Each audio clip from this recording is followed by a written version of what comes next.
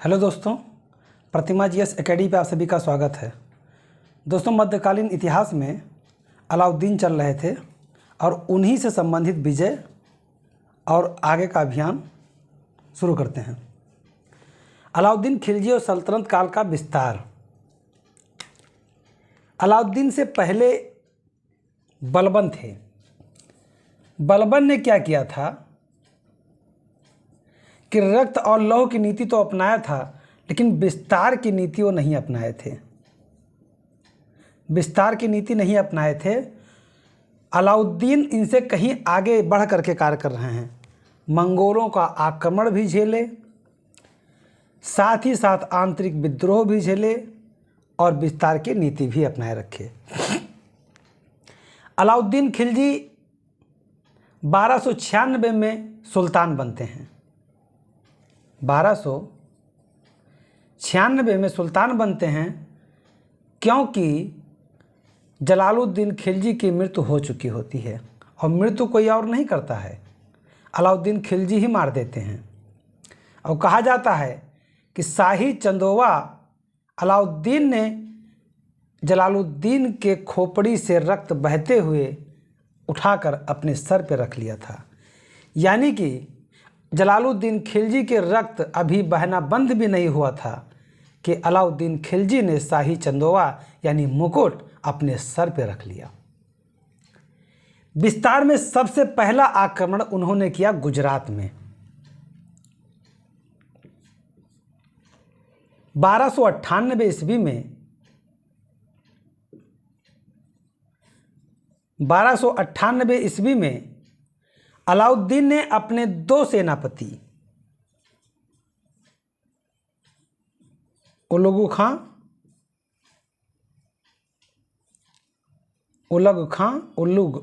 खां और नुसरत खां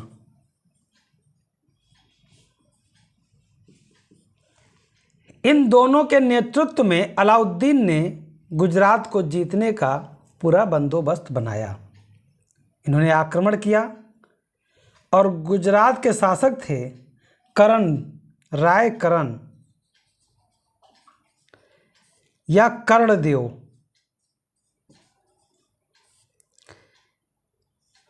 या कर्ण तृतीय, ये तीनों नाम एक ही शासक के हैं। ये शासन कर रहे थे और कर्णदेव की जो पत्नी थी कमला देवी, ये बहुत सुंदर थी।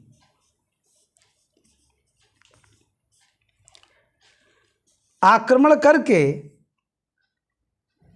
जब राय कर्ण को पराजित कर देते हैं वो लोग और नुसरत, तो कमला देवी को बंदी बना लेते हैं और गुजरात विजय के बाद ही यहीं पे एक मलिक काफूर का नाम सुनेंगे। मलिक काफूर, इसे 1000 दिनारी में 1000 दिनार, जिसे 1000 दिनारी के नाम से जाना जाता है, 1000 दिनार दे करके मलिक काफूर को खरीदा था। किसने खरीदा था? इन सेनापतियों ने। और इसे ले जाकर के अलाउद्दीन को गिफ्ट किया था और इसलिए इसे मलिक काफूर को 1000 दिनारी भी कहा जाता है। अब पद्मावती मूवी में दिखाया गया है कि जलालुद्दीन खिलजी मलिक काफूर को गिफ्ट करता है कि मैं तुम्हारे लिए एक दास लेकर के आया हूँ। तो आप लोग कंफ्यूज मत होइएगा, वो गलत सूचना है। पिक्चर के माध्यम से, मूवी के माध्यम से इतिहास का आधार मत तैयार कीजिएगा और नहीं तो एग्ज़ाम में फेल कर जाओगे। मलिक काफूर गुजरात विजय के समय अलाउद्दीन के सेनापति उलग खां और नुसरत खां के माध्यम से खरीदा गया था। जलालुद्दीन तब जिंदा भी नहीं थे जब मलिक काफूर आया था और मलिक काफूर एक सेनापति, मजबूत सेनापति था। पद्मावती में मलिक काफूर को बिना औरत बना के रख दिया गया है अलाउद्दीन का। तो इसलिए मूवी के माध्यम से मत जाइएगा, नहीं बाद में आप लोग कहने मैसेज करें कि सर उसमें पद्मावती में तो दिखाया गया था कि जलालुद्दीन खिलजी ने इनको गिफ्ट किया था। तो मूवी के माध्यम से वो गलत है, वहाँ मत जाना। मलिक काफूर को गुजरात विजय के समय 1000 दिनार देकर खरीदा गया था और अलाउद्दीन खिलजी को गिफ्ट किया गया था, इसलिए इन्हें 1000 दिनारी के नाम से जाना जाता है। कमला देवी को कैद कर लिया गया क्योंकि ये बहुत सुंदर थीं और इनकी एक पुत्री थी देवल देवी, जिसकी चर्चा मैं बाद में करूंगा। देवल देवी इनकी पुत्री थी कमला देवी की। ये बेहद खूबसूरत थीं, लेकिन जब आक्रमण में पराजित हुए तो कर्णदेव अपनी पुत्री को लेकर के भाग गए उसकी सुरक्षा करने के लिए, और कमला देवी को छोड़ गए। कमला देवी को छोड़ गए, वो लोग पकड़ ले गए। जब लेकर के गए तो कमला देवी को अलाउद्दीन खिलजी के समक्ष एक उपहार के स्वरूप नुसरत खान ने पेश किया और मलिक काफूर को भी। अलाउद्दीन खिलजी इतना खुश हुआ, लेकिन मैंने पढ़ाया था कि जफर खां के मंगोलों के आक्रमण को निरस्त करना गुजरात विजय फीका पड़ गया, क्योंकि उसी समय अलाउद्दीन के पास एक सूचना आती है कि जफर खां ने मंगोलों को पराजित करके भगा दिया है। यानी मंगोलों का आक्रमण उधर हुआ था और जफर खां ने इस विजय को प्राप्त किया था, जो सभी भारतीयों में सबसे बड़ा विजय था। तो अलाउद्दीन जफर खां के विजय को प्रोत्साहित करते हुए और साथ ही साथ एक जश्न में डूब गया। यानी गुजरात विजय में केवल क्या किया गया कि दो बातें सामने आई। एक तो मलिक काफूर को अपने सेना में स्थान दे दिया गया और इनको उपाधियां भी दी गईं, और दूसरा जो कमला देवी थी, इनसे अलाउद्दीन ने विवाह कर लिया।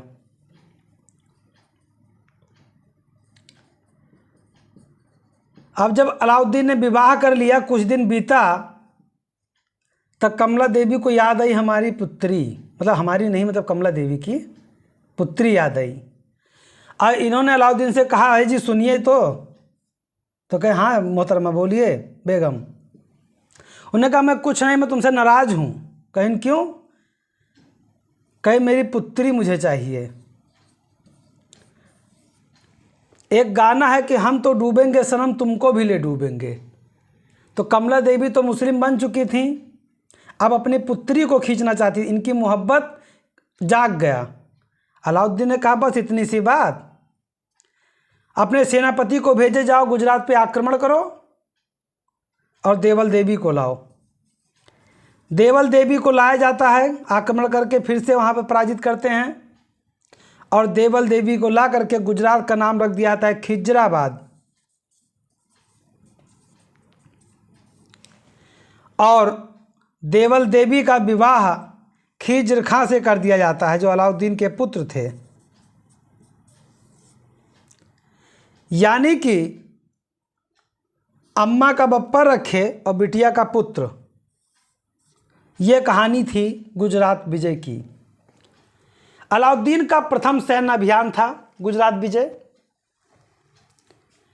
1298 में किया गया था और गुजरात को जीत लिया गया। इस अभियान का नेतृत्व उलगू खां और नुसरत खां ने किया था। बघेल राजा रायकरण यानी कर्णदेव तृतीय पराजित हुए और इस अभियान से मलिक काफूर को 1000 दिनारी में खरीदा गया था, जिसे 1000 दिनारी के नाम से जाना जाता था। विजय के बाद गुजरात में अलप खां को सूबेदार बना दिया गया। गुजरात विजय के बाद गुजरात में अलप खां को सूबेदार बना दिया गया और कमला देवी को कैद करके लाया गया। अलाउद्दीन ने विवाह कर लिया। कुछ समय के पश्चात कमला देवी ने अपनी पुत्री को भी बुला लिया और अपने पति के पुत्र के साथ विवाह कर दिया। वो भी रम गई एकदम से उसी धर्म में। क्या करे, वो महिला है, महिलाएं या तो कमज़ोर ना हो, क्या कर सकती हैं। आज इनकी कल उनकी। अगला अभियान करते हैं रणथंभौर।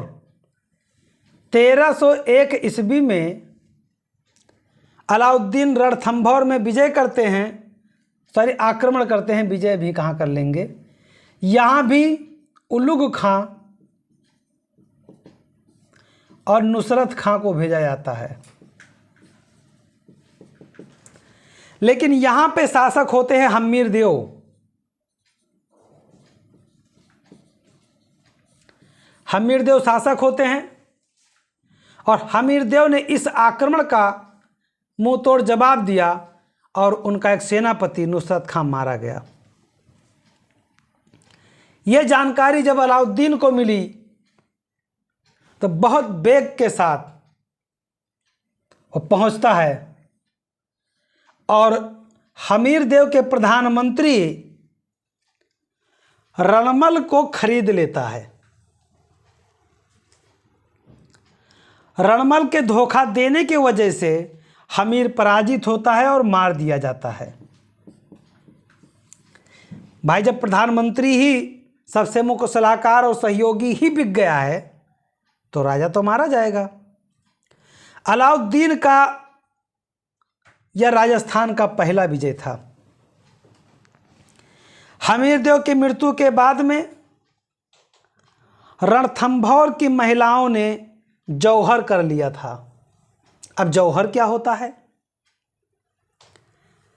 जौहर में यदि पुरुष युद्ध में वीरगति को प्राप्त करता है, ध्यान रहे, अगर पुरुष मान लीजिए एक गोटा सिंह है और एक भाला लिए,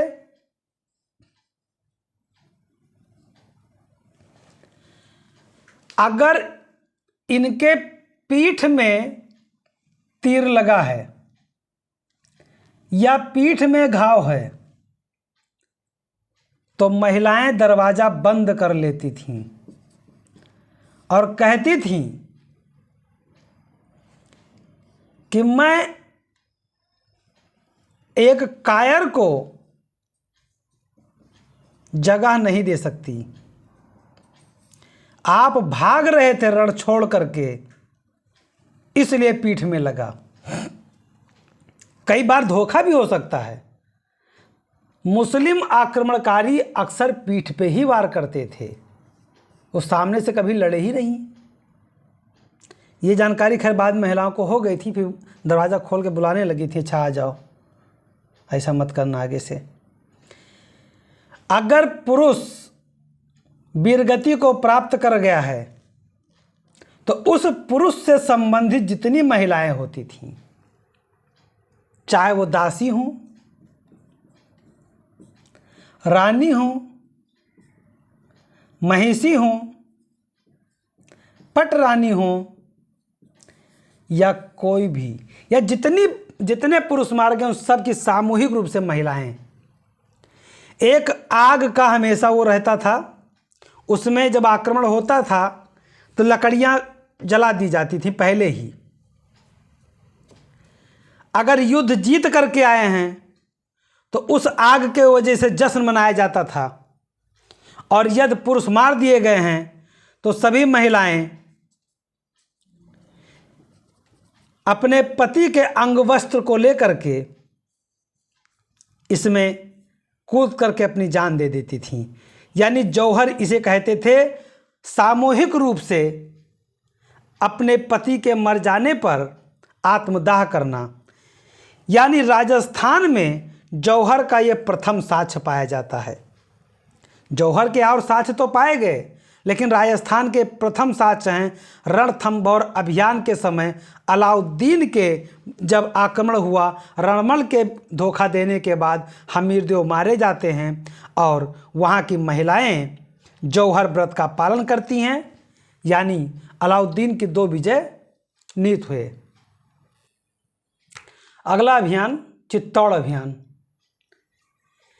सबसे ज़्यादा चर्चित अभियान जो है अलाउद्दीन का, वो चित्तौड़ अभियान था।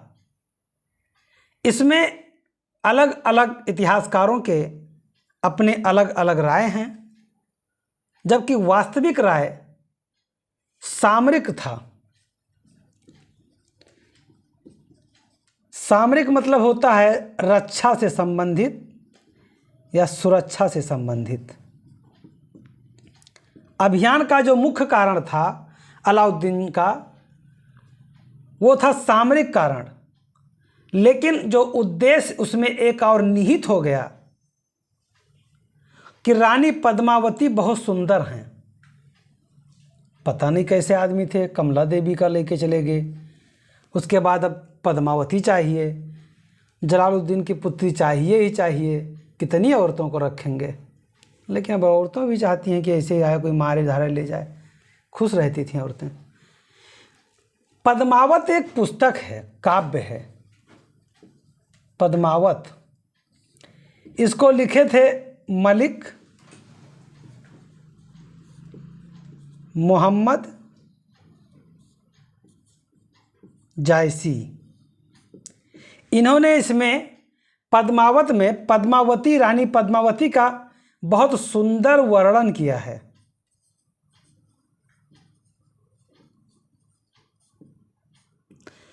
उन्होंने एक उपमा अलंकार को ध्यान में रख करके एक ऐसा व्याख्या किया है पद्मावती के बारे में कि कोई भी बिना देखे इनकी एक छवि ऐसा बना लेगा और मंत्रमुग्ध हो जाएगा। उन्होंने लिखा उसमें, उन काले बालों की छटा जब छाई होती है, नदी किनारे पानी भी शरमाई होती है। ऐसी ऐसी क्या क्या श्लोक, दोहा, पता नहीं क्या लिख दिए। तो जाहिर सी बात है अलाउद्दीन बौराएगा ही। मलिक मोहम्मद जायसी के लिखित पद्मावत के अनुसार माना जाता है कि अलाउद्दीन ने चित्तौड़ पर आक्रमण रानी पद्मिनी यानी कि पद्मावती के लिए आक्रमण किया था। और यही चीज़ जो अलाउद्दीन का यानी पद्मावत मूवी बनाई गई उसमें दिखाया भी यही गया है। लेकिन सच्चाई ये नहीं है। हाँ, जो इस्लामिक शासक होते थे वो आक्रमण के पहले और आक्रमण के बाद उनका व्यवहार अलग होता था। आक्रमण करने वो जाते थे धन के लिए, लेकिन धन के साथ साथ वो स्त्री भी लूट लेते थे। उनके नज़र में स्त्री महज एक भोग विलास की वस्तु थी। उनकी इज्जत करना उन्हें कभी नहीं आया और अभी भी नहीं आता है। कि आता है भगवान जाने, लेकिन उस समय नहीं आता था। पद्मावती के लिए आक्रमण करते हैं, जबकि चित्तौड़ को जीतना अन्य राजस्थान को जीतने के लिए जरूरी होता है। एक सामरिक मार्ग के रूप में इसे जीतना आवश्यक था। अलाउद्दीन खिलजी राजा रतन सिंह को अपने शरण में आने और उनको सल्तनत का नेतृत्व स्वीकारने के लिए एक दूत भेजा जाता है। लेकिन कहा जाता है कि 12 बरस तक कुकुर जेवें और 16 तक जिए सियार, 18 तक क्षत्रिय जीवें के आगे है धिक्कार। मतलब अगर क्षत्रिय ने सरेंडर कर दिया तो वह अपने कुल के मर्यादा को धो देता है, ऐसा माना जाता था। अब आज तो खैर क्या है वो तो भगवान जाने, लेकिन उस समय ऐसा था। रतन सिंह ने कहा कि हम युद्ध करना पसंद करेंगे, युद्ध कीजिए, लेकिन जब गद्दार घर में हो, गद्दार को छोड़ना नहीं चाहिए। ब्रह्म हत्या अगर होती है, अगर शास्त्र के अनुसार माना जाए तो जो ब्रह्म हत्या है उसे नहीं करना चाहिए। लेकिन यदि ब्रह्म हत्या हो गई है तो उसके पश्चाताप भी होता है। 1 साल का मौन व्रत और अन्य व्यवस्थाएं होती हैं जो शास्त्र कहता है। लेकिन ब्राह्मण को छोड़ देना या किसी भी अपराधी को, चाहे वो कोई भी हो, उसे छोड़ना जायज़ नहीं होता है यदि आप राजतंत्र में यानी यदि आप शासन व्यवस्था में हैं। उसका नुकसान जरूर उठाना पड़ेगा। वही काम चित्तौड़ के साथ हुआ। जब अलाउद्दीन ने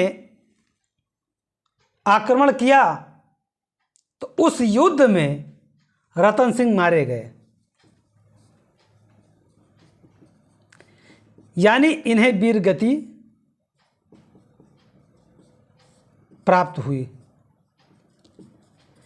आपके दिमाग में आता होगा कि वीर गति प्राप्त हुई मैं बार बार क्यों लिखता हूं? ये एक सैनिक का सम्मान सूचक शब्द होता है। शहीद, जो शहीद शब्द है, ये शब्द पहले हमारे शास्त्रों में नहीं होते थे। युद्ध करते करते वीर को जब उसकी मृत्यु होती थी तब उसे वीर के आगे गति लगा दिया जाता था कि ऐसी गति जो स्वर्ग में जाकर के रुकेगी, यानी वीर गति प्राप्त हुई, यानी स्वर्ग प्राप्त हुआ। ऐसी किंवदंतियां होती थी। चित्तौड़ के यानी राजा रतन सिंह के दो सेना नायक थे, गोरा और बादल। ये बहुत ताकतवर सेना नायक थे, ये भी मारे गए। गोरा और बादल भी मारे गए। सॉरी, इसके पहले मैं भी बताया हूं कि रणथंभौर का नाम खिजराबाद रखा गया था।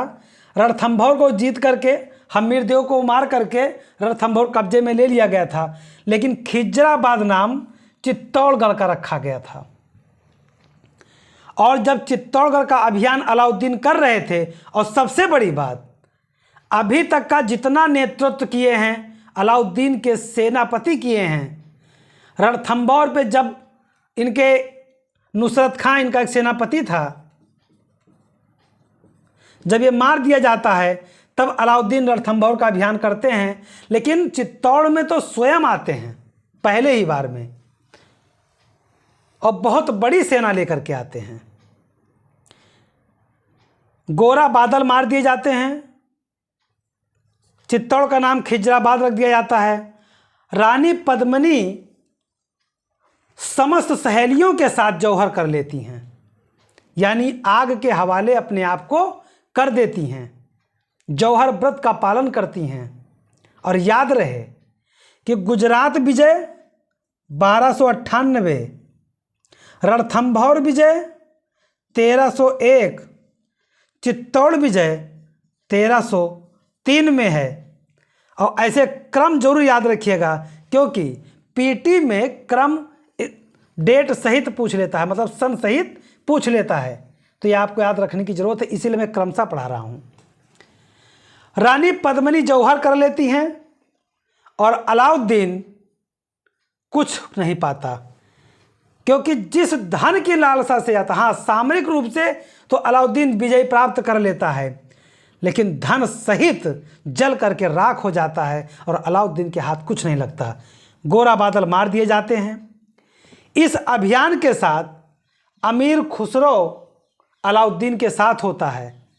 ये वही अमीर खुसरो है जो निजामुद्दीन औलिया का शिष्य है और 7 से 8 सुल्तानों का दौर देखा होता है। अलाउद्दीन का अगला अभियान होता है मालवा का अभियान। मालवा का अभियान बहुत ज़्यादा वो नहीं होता है। अलाउद्दीन का नेतृत्व करते हैं, यानी सुल्तान का नेतृत्व करते हैं आइनुल मुल्क मुल्तानी। जब यह आक्रमण मालवा पर करते हैं तब मालवा का शासक महलक देव भाग जाता है और मालवा को सल्तनत में मिला लिया जाता है। ये 1305 में आक्रमण करते हैं। फिर अगला आक्रमण होता है सिवाना का आक्रमण, सिवाना पर अभियान 1308 में करते हैं। अलाउद्दीन का एक सेनापति कमालुद्दीन कुर्ग, अलाउद्दीन की एक विशेषता थी, उसने जो सेना को गठित किया, स्थायी सेना बनाया, उसमें एक से एक धुरंधर सेनापति थे। कमालुद्दीन कुर्ग ने सिवाना पर अभियान किया और सिवाना के शासक सातलदेव को मार डाला। सातलदेव मारे गए, वीरगति को प्राप्त किए और सातलदेव की स्त्रियों ने जौहर व्रत का पालन किया, यानी समस्त स्त्रियों के साथ आग में कूद करके अपने प्राणों की आहुति दे दिया। कहा जाता है कि जब पद्मिनी ने, रानी पद्मावती ने इतने बड़े युद्ध के पश्चात जौहर व्रत का पालन किया तो पूरी राजपुताना सिसिर उठी थी, क्योंकि कहा जाता है कि रानी पद्मावती जितनी खूबसूरत थी उतनी ही बड़ी वीर भी थी। तीरंदाजी में, तलवारबाजी में और शास्त्र अस्त्र के साथ साथ तर्क विद्या में भी पारंगत थी। लेकिन ऐसी महिला जब जौहर व्रत की पालन किया तो सारे वहाँ पे जो राजपुतानी महिलाएं थीं उनको अपना आदर्श मान ली, और उसके पश्चात कहीं भी युद्ध हुआ राजपुताना की औरतों ने जौहर व्रत का पालन कर लिया। जौहर व्रत का शुरुआत वास्तविक रूप में रणथंभौर से जरूर हुआ, लेकिन उसने चरम पे पद्मावती के जौहर व्रत के पालन के बाद पहुंचा दिया गया। सिवाना को जीतने के पश्चात अलाउद्दीन ने कमालुद्दीन कुर्ग को सिवाना का संरक्षक बनाया और उसका नाम बदल करके खैराबाद रख दिया। याद रहे, चित्तौड़ का नाम खिजराबाद और सिवाना का नाम खैराबाद रखा, और कमालुद्दीन कुर्ग को यहाँ का संरक्षक बनाया। जालौन पर अभियान 1311 ईस्वी में जालौन पर अभियान किया, और वहाँ के शासक थे कान्हा देव सोनगरा। इनको कान्हा देव के नाम से जाना जाता है। कान्हा देव सोनगरा मारे गए। नेतृत्व सुल्तान का कमालुद्दीन कुर्ग ने किया था। एक बात और ध्यान रहे, अभी मैंने आपको एक अभियान बताया गुजरात, दूसरा रणथंभौर,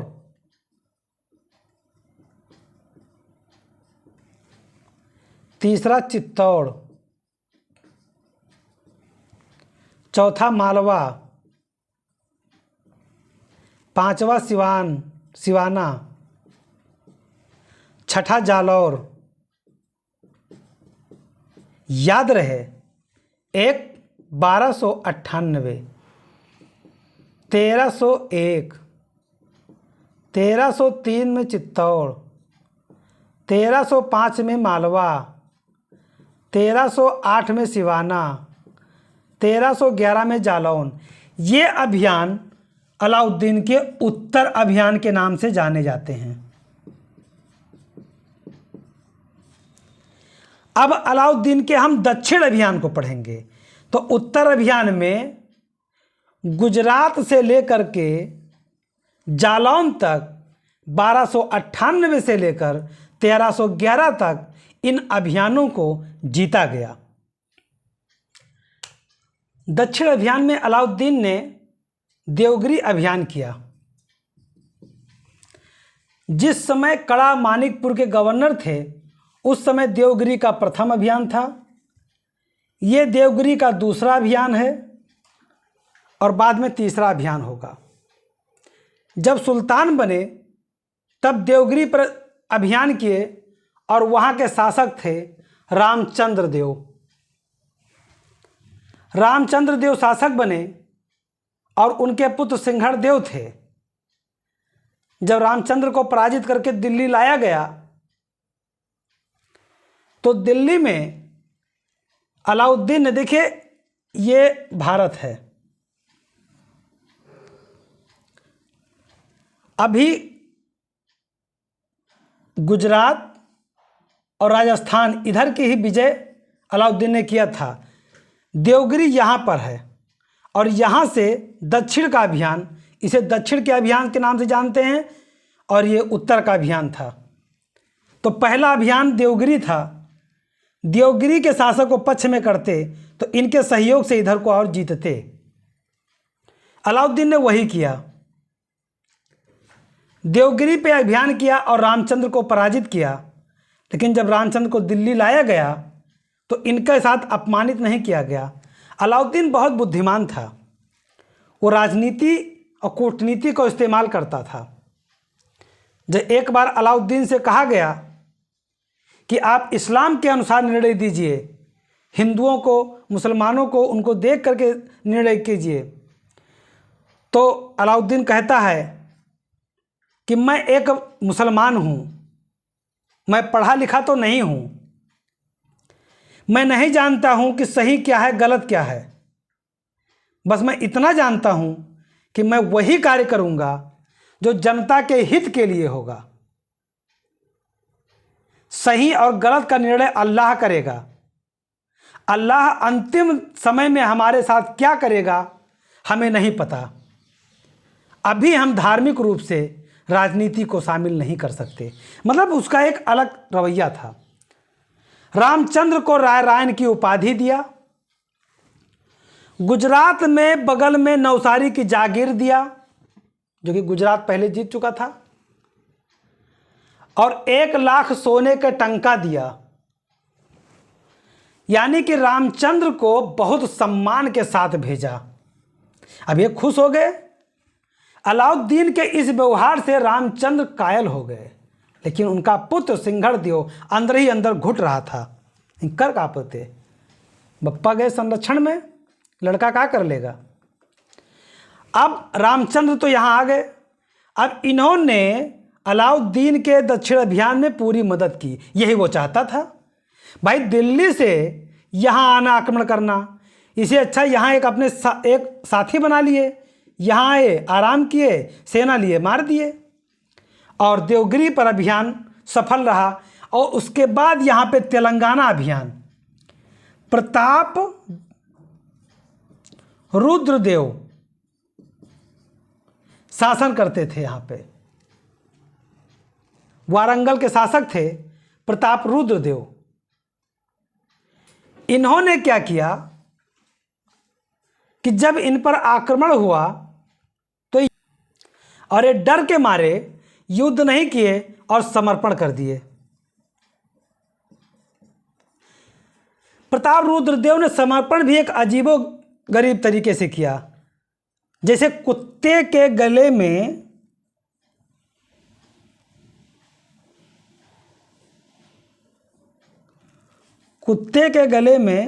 कुत्ता कैसे बनता है भाई, एक जंजीर पड़ी हो, तो इन्होंने अपनी सोने की एक मूर्ति बनवाई छोटी सी, और उसमें सोने की एक जंजीर, और मलिक काफूर नेतृत्व कर रहे थे। वही मलिक काफूर जो गुजरात विजय के समय में पाया गया था, 1000 दिनारी, इसके पास समर्पण के लिए भिजवा दिए। मलिक काफूर को और क्या चाहिए, युद्ध होगा नहीं, सैनिक मरेंगे नहीं, मेहनत करना नहीं पड़ा, पहले सरेंडर कर गए। मलिक काफूर ने कहा ठीक है, और क्या दोगे। उसने कहा हुजूर क्या चाहिए। हाथी चाहिए, घोड़े चाहिए, रत्न चाहिए, आभूषण चाहिए, कोहिनूर हीरा भी दे दिया। वही कोहिनूर हीरा जो आज हमें ब्रिटेन में है। ये पहली बार तेलंगाना के शासक प्रताप रुद्रदेव ने मलिक काफूर को दिया था अलाउद्दीन को गिफ्ट करने के लिए। यानी तेलंगाना अभियान भी मलिक काफूर का सफल रहा। अब वो करेंगे होयसल पे आक्रमण।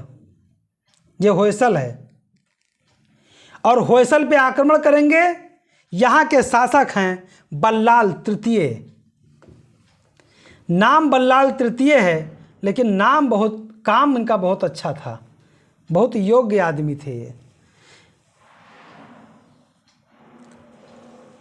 देवगिरी, वारंगल, अब ये होयसल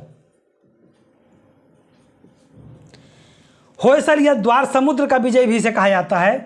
ये पार्ट था, थोड़ा ऐसे था। यहाँ के शासक थे बल्लाल तृतीय। यहाँ पे एक है पांड राज्य।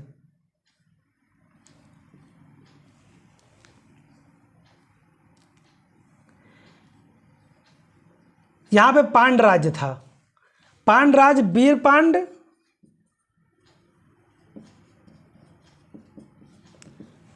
और सुंदर पांड,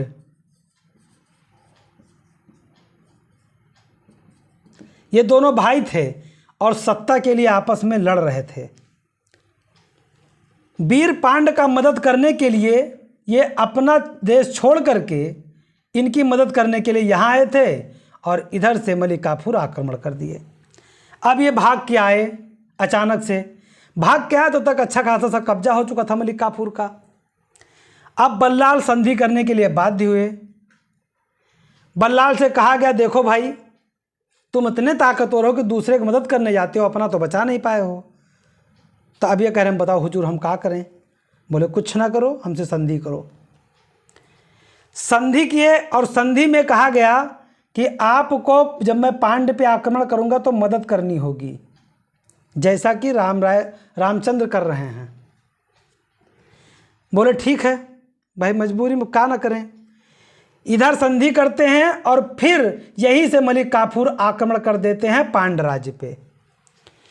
सुंदर पांड और वीर पांड का आपस में गृह युद्ध छिड़ रहा होता है, लेकिन जैसे आक्रमण होता है ये दोनों भाग जाते हैं, ये भी भाग जाते हैं, ये भी भाग जाते हैं। कहा जाता है मलिक काफूर खूब मन भर करके लूटते हैं जो है पांड्य राज्य को, लेकिन ये कब्जा नहीं कर पाते क्योंकि ये हरा नहीं पाते, दोनों भाग जाते हैं, किसको हराओगे। लेकिन जो बल्लाल तृतीय ने इनकी मदद किया यहाँ पे लूटने में, ये बात पहुंची दिल्ली। दिल्ली में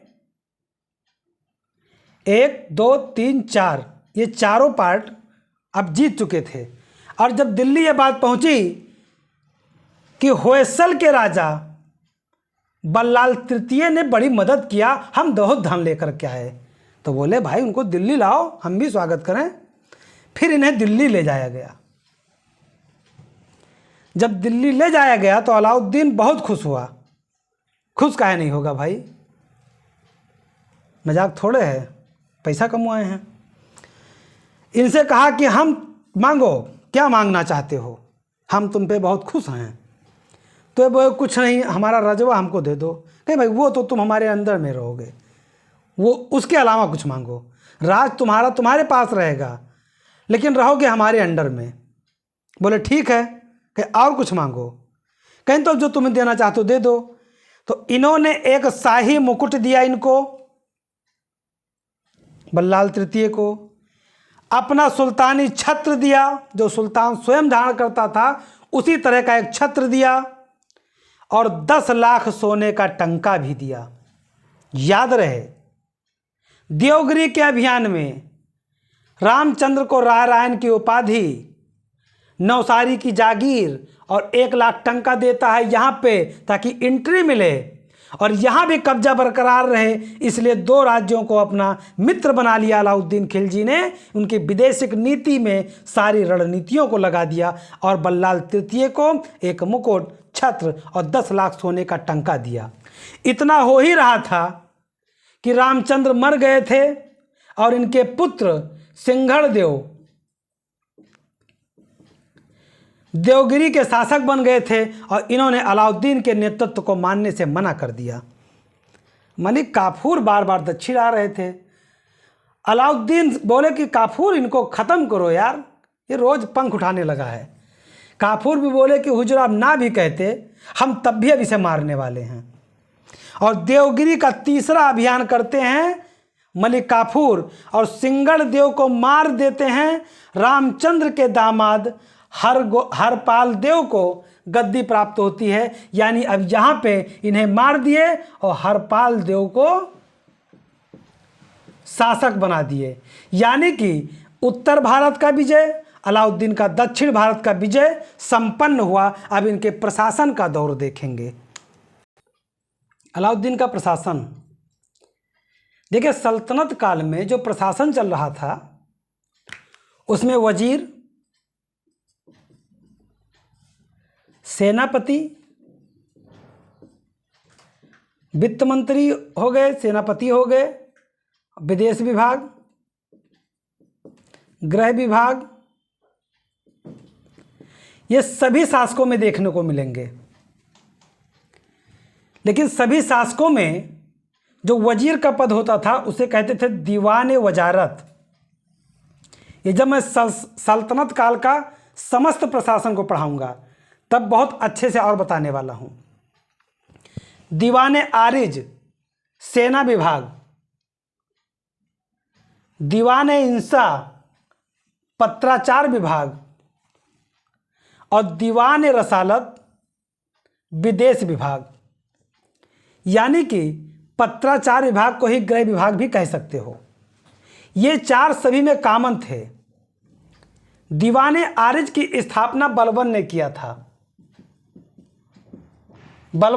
था। दीवान रियासत ये नया विभाग अलाउद्दीन ने बनाया था, जो अपने बाजार नियंत्रण के रूप में कार्य करने के लिए।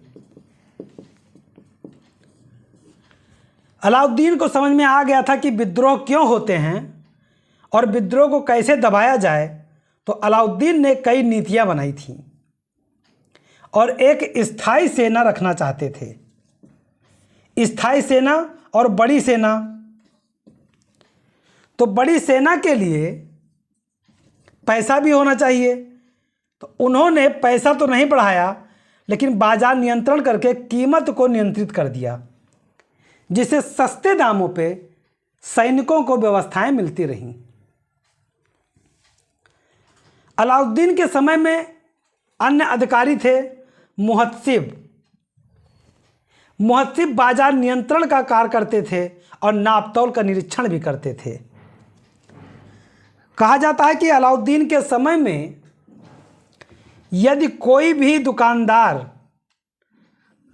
कम तौलता था तो मुहत्सिब को पता चलता था कि अगर 1000 ग्राम अगर कोई सामान लिया गया, यानी 1 किलोग्राम सामान लिया गया और उसमें अगर किसी ने 900 ग्राम ही मात्र दिया, 100 ग्राम बट्टा मार दिया, यानी ठग लिया, तो उसको कुछ कहा नहीं जाता था। मुहत्सिब के पास खबर आती थी और मुहत्सिब एक गुप्तचर के माध्यम से किसी को फिर भेजते थे कि जाओ सामान ले। अब वो जाता था लेने, तब फिर जब उसे सामान अगर 1 किलोग्राम लेने को भेजा गया और एक एक्स व्यक्ति को मुहत्सिब ने भेजा, वो सामान लेने गया और सामान लेकर के जब वो पोटली लेकर आया तो उसमें 900 ग्राम ही था। और उसी व्यक्ति को लेकर के मुहत्सिब जाता है दुकानदार के पास कि इसको तौलो, यानी उसको बुलाता है और जो अपने पास एक बटखरा होता है उससे तौलता है, तब पाता है कि 100 ग्राम आपने कम दिया है। तब सुल्तान का पहले से आदेश होता है कि जितना ग्राम कोई कम तौले उसके शरीर से उतना मांस काट लो। तो उस दुकानदार का 100 ग्राम मांस शरीर से काट लिया जाता था। शरीर से इतना मांस काट लिया जाता था। अब वो हाथ का काटें, पैर का काटें, कहीं का भी काटें, बस उतना 100 ग्राम मांस काट लेंगे। 2 से 4 घटनाएं ऐसी हो जाएंगी, कोई कम नहीं तौलेगा। यानी कि फिर कम जो बट्टाधारी थे या कम तौलने वाली प्रवृत्ति थी अलाउद्दीन के समय में समाप्त हो गई। अलाउद्दीन ने बाजार नियंत्रण प्रणाली जो लगाया, सभी चीजों की कीमत फिक्स कर दिए और एक गुप्तचर वरीद मुबालिक, एक गुप्तचर विभाग था, इसके साथ साथ कई अन्य गुप्तचर को भी बनाया। मुनहियान ये भी एक गुप्तचर थे, कभी छात्र के भेष में, कभी मतलब ऐसे भेष बना करके मुनहियान चलते रहते थे और ये गुप्तचरी करते थे। अलाउद्दीन की बाजार नियंत्रण प्रणाली और शासन व्यवस्था इन गुप्तचर व्यवस्था के माध्यम से ही सफल हो पाई थी। बरीद मंडी एक पदाधिकारी थे, बरीद मंडी, जो बाजार का निरीक्षण करते थे, और दूसरे थे साहिना मंडी, ये बाजार के अधीक्षक थे। बाजार के निरीक्षक वरीद मंडी और बाजार के अधीक्षक साहिना मंडी थे। अलाउद्दीन ने जब एक स्थायी सेना रखने की प्रवृत्ति को बनाया, उन्होंने कहा कि हम जागीर नहीं देंगे, जागीर नहीं देंगे। खुद मुकद्दम चौधरी, इन सबको समाप्त कर दी। ये कौन होते थे? सुल्तान और किसान, यानी रैयत के मध्य से, रैयत से राजस्व वसूलते थे कौन? यही खुद मुकद्दम चौधरी, ये मीडिएटर थे और फिर राजा को भेजते थे, अपना हक रख लेते थे।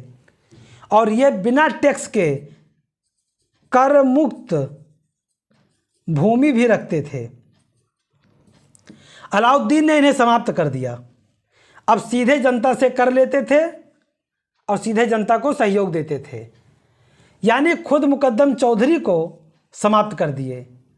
बर्नी कहता था कि हिंदू के जो कभी वो पान खाते थे, घोड़े से चलते थे, अब उनके अलाउद्दीन के समय में उनकी घर की औरतें मुसलमानों के यहाँ घर में काम करने के लिए बाध्य हुईं। मुसलमानों के घरों में काम करने के लिए बाध्य हुईं, ऐसा बर्नी कहता है।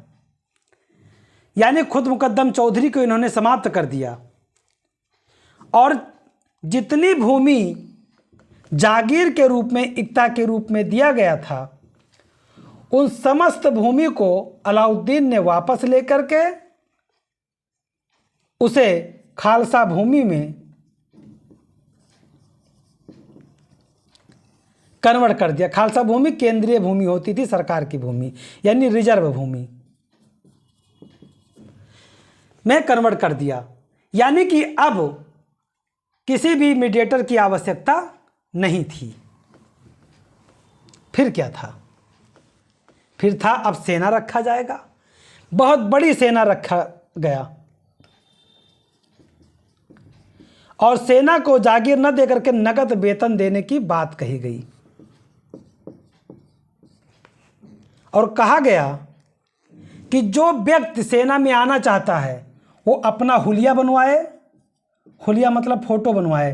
पहले आज की तरह मशीन नहीं था फोटो खींचने का, लोग चित्र बैठा के बनाते थे। हुलिया बनाए और जो घोड़ा लाएंगे उसे दागा जाएगा, मतलब शाही निशान होगा घोड़े पर, और जो शासक हो, मतलब जो सैनिक होगा, उसके नाम पे भी निशान होगा।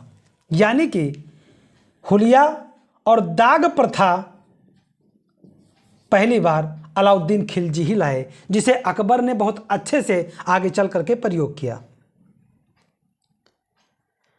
नगद वेतन देना, हुलिया रखना, दाग प्रथा, ये अलाउद्दीन ने चलाया और कहा कि यदि एक सैनिक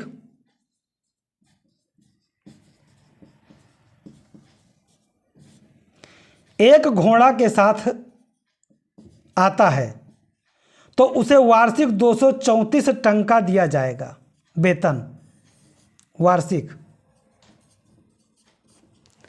और यदि एक सैनिक के पास में 2 घोड़े हैं तो एक घोड़ा एक सैनिक के 234 ये हुआ, प्लस 78 टंका और दिया जाएगा।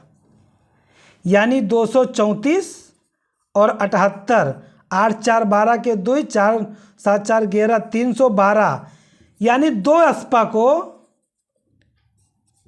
2 अस्पा 2 अस्पा सैनिक को 312 टंका वार्षिक वेतन मिलेगा और एक अस्पा को 234 टंका वेतन मिलेगा। प्रश्न पूछा जाता है कि अलाउद्दीन के समय एक अतिरिक्त घोड़े के लिए कितने टंके का प्रावधान था? तो अतिरिक्त घोड़े के लिए था 78 टंका। एक अस्पा सैनिक के लिए कितना टंका था? 234 टंका। और 2 अस्पा के लिए 312 टंका। तो याद रहे। साथ ही साथ मसाहत व्यवस्था का भी प्रावधान किया। मसाहत व्यवस्था क्या था? अलाउद्दीन का मसाहत व्यवस्था क्या था? तो अलाउद्दीन का मसाहत व्यवस्था था भूमि की पैमाइश कराना, भूमि का नाप कराना। यानी कि भूमि को नाप कराने के लिए अलाउद्दीन ने बिस्वा का प्रावधान किया। आगे चल करके बीघा हुआ। 20 बिस्वा मिला करके जो बीघा बना, ये अलाउद्दीन के समय की ही देन है। यानी कि जो भूमि का नाप होता था उसको कहते थे मसाहत व्यवस्था। याद रहे, यह प्रश्न सीधे पूछता है कि मसाहत व्यवस्था क्या था और किसके समय में था। तो ये भूमि की पैमाइश है।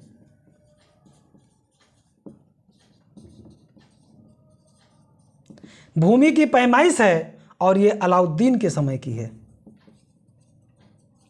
बाद में इसको देख करके बहुत लोग करेंगे। और अलाउद्दीन घरी कर और चरी कर और राशनिंग व्यवस्था के प्रकार से कर लेता था। कैसे लेता था? अलाउद्दीन ने जजिया, जकात, खुम्स, खराज, उस्र, घरी, चरी इतने कर लेता था क्योंकि अलाउद्दीन ने 23 से ज़्यादा करों को समाप्त कर दिया था। अब जजिया क्या है ये आप लोग जानते हैं कि गैर मुसलमानों से लिया गया धार्मिक कर था। हिंदू नहीं लगाइएगा, गैर मुसलमानों में हिंदू, पारसी, सिख और ईसाई सभी लोग आ जाएंगे और हिंदू में हिंदू आते हैं। तो जो जजिया था गैर मुसलमानों से लिया जाता था। जकात मुसलमानों से लिया जाता था। मुसलमानों से लिए जाने वाला कर था जो 2.5% के आसपास टोटल इनकम का होता था। खुम्स लूटा हुआ माल का भाग था। लूटा हुआ माल का भाग था। जब सैन्य अभियान होता था तो माल लूटते थे, तो अन्य सुल्तानों ने 1/5 स्वयं लिया और 4/5 सैनिकों में बांट देते थे। अलाउद्दीन ने कहा नहीं भाई, ऐसा नहीं होगा।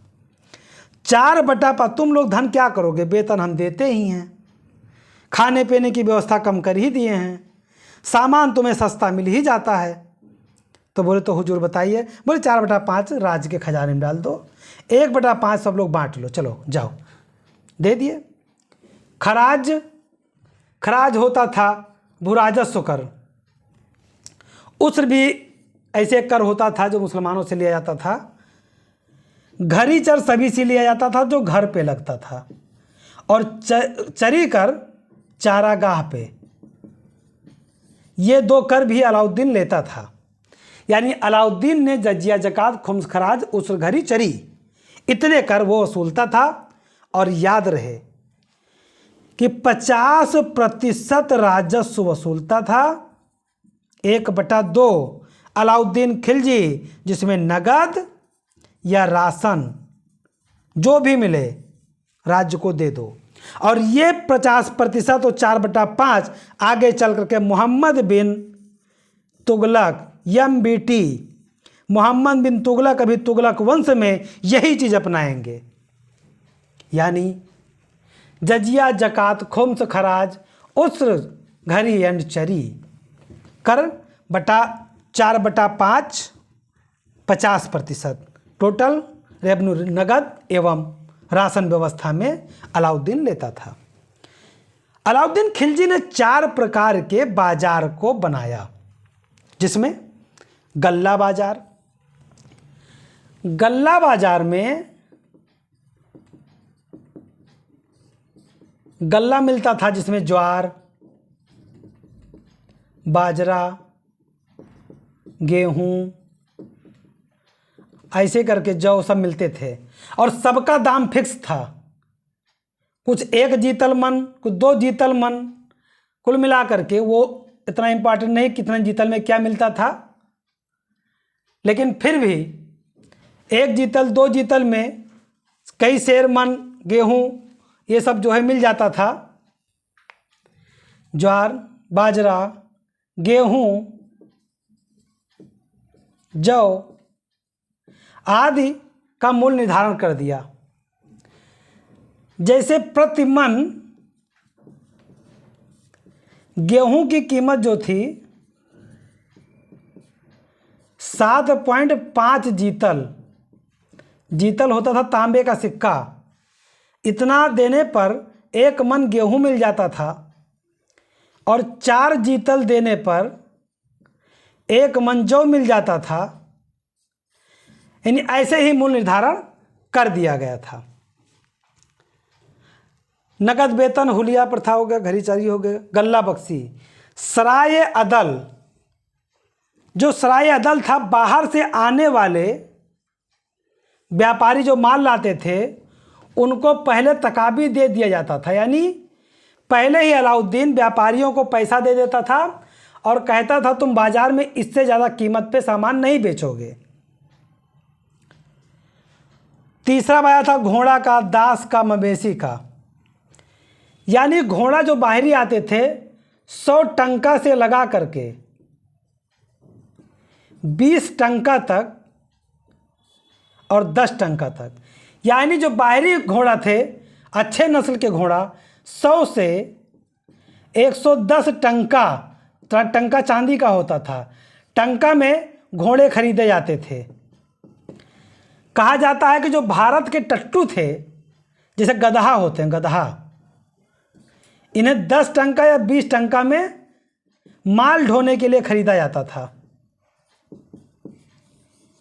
माल ढोने के लिए खरीदा जाता था। जो दास काम करने वाले होते थे और युद्ध करने में सक्षम थे उन्हें 30 से 40 टंका में खरीदा जाता था। किसको? दास को। और जो सुंदर दासी होती थी, सुंदर दासी जो कामरूपी होती, कामरूपी के लिए, कामरूपी मतलब होता है कि सुल्तान के रखैल बनने के लिए, उनको तो लगभग 30 टंका में खरीदा जाता था। और जो घर के काम करने वाली नौकरानी दासी थी उनको 10 टंका में खरीदा जाता था। यानी इनका 20 टंका ज़्यादा मिलता था सुल्तान के लिए। क्या बोली हम। मवेशी में गाय, भैंस, बकरी, इन सब का वेतन मतलब दाम निर्धारित था अलाउद्दीन के समय में। यानी तीसरा बाजार घोड़ा, दास, मवेशी था। और चौथा सामान्य बाजार था जिसमें दरी है और सामान है, सब बिकते थे। अमीर खुसरो और अमीर हसन देहलवी ये अलाउद्दीन के दरबार में 2 प्रसिद्ध कवि थे। अलाउद्दीन ने दीवान ए मुस्तखराज नामक एक नया विभाग भी बनाया था। दीवान ए मुस्तखराज नामक, ये फवाजिल को वापस करने के लिए। फवाजिल क्या होता था? मान लीजिए कि पहले जो इक़्तादार थे इनके पास में इन्होंने पैसा यहाँ से वसूला, मान लीजिए 100 रुपया, और जो जमींदार थे उनका हक बनता था यहाँ पे 10 रुपया, यानी 90 रुपया इनको केंद्र में भेजना था। लेकिन केंद्र को भेजे थे ये 70 रुपया, तो जो 20 रुपया नहीं भेजे थे, अब ये विभाग दीवान मुस्तखराज जमींदारों से 20 रुपया वसूलेगी कि जो आपने 20 रुपया घूस खाया था उसे वापस कर दो। इसके लिए दीवान मुस्तखराज की स्थापना किया गया था। दीवान मुस्तखराज विभाग की स्थापना किया गया था और इनसे वापस लेने के लिए इन्हें बाध्य भी किया। अलाउद्दीन ने लगभग 5 लाख की सेना बना ली थी। 4,75,000 की सेना अलाउद्दीन की थी। अलाउद्दीन न्याय व्यवस्था, काजी उल कुजात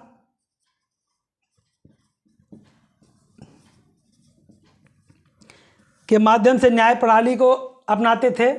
यानी अलाउद्दीन ने जो बाजार नियंत्रण व्यवस्था को बनाया, उन्होंने राजस्व की वसूली के लिए सेना को गठित किया, राजस्व की वसूली के लिए दीवान मुस्तखराज विभाग की स्थापना किया और स्थायी सेना की प्रवृत्ति, हुलिया व्यवस्था, डाक प्रथा, मूल्य नियंत्रण, सारी व्यवस्था को अलाउद्दीन खिलजी ने अपनाया था। तो साथियों, मैं अपने क्लास को यहीं पे समाप्त करता हूँ। आप लोगों से निवेदन करता हूं कि ज़्यादा से ज़्यादा शेयर करें, लाइक करें, सब्सक्राइब करें। धन्यवाद। जय हिंद, जय भारत।